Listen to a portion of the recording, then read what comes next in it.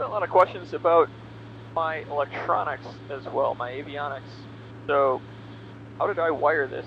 So I do have two batteries. I have two ETX-900 vented in the aft in the original spot with a custom bracket. I do have two alternators. I have a plain power externally regulated 70 amp as my main alternator. Then I have a plain power backup 14, which is the one that is not automatic backup. It's one that you have to switch over, so it does run 14.5 volts out of it all the time. I do have three buses. So I have a master bus, I have an essential bus, and I have an auxiliary bus. So the way that my avionics are powered are, I have two switches up here. I have a master and I have an avionics.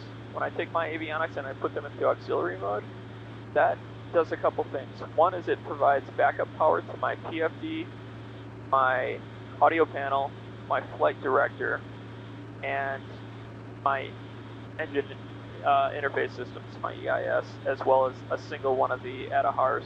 So basically, it gets me to the point where I can fly with my critical systems.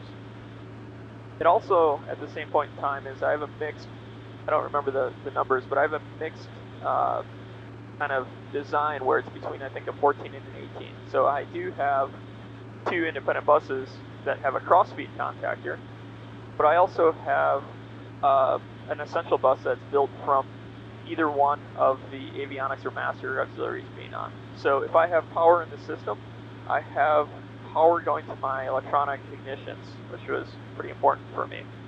So again, if auxiliary power's on or if master's on, I'm feeding an essential bus. That essential bus only has my coil pack, my ignition, and my secondary ignition on there.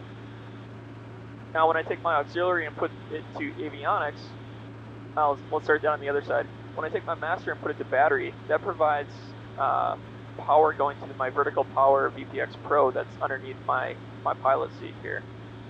So that powers, or has the ability to power everything else on in my avionics here. So if I go from avionics from auxiliary to on, that's really just a ground switch going to my vertical power, and that enables power for the rest of what I would consider my avionics. So my GTN 650, nav, main, and comm come up.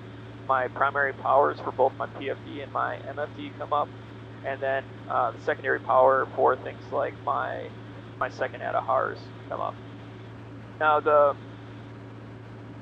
alternators are combined, so I don't have two separate buses for both of those alternators. So only one of them can be on at a time.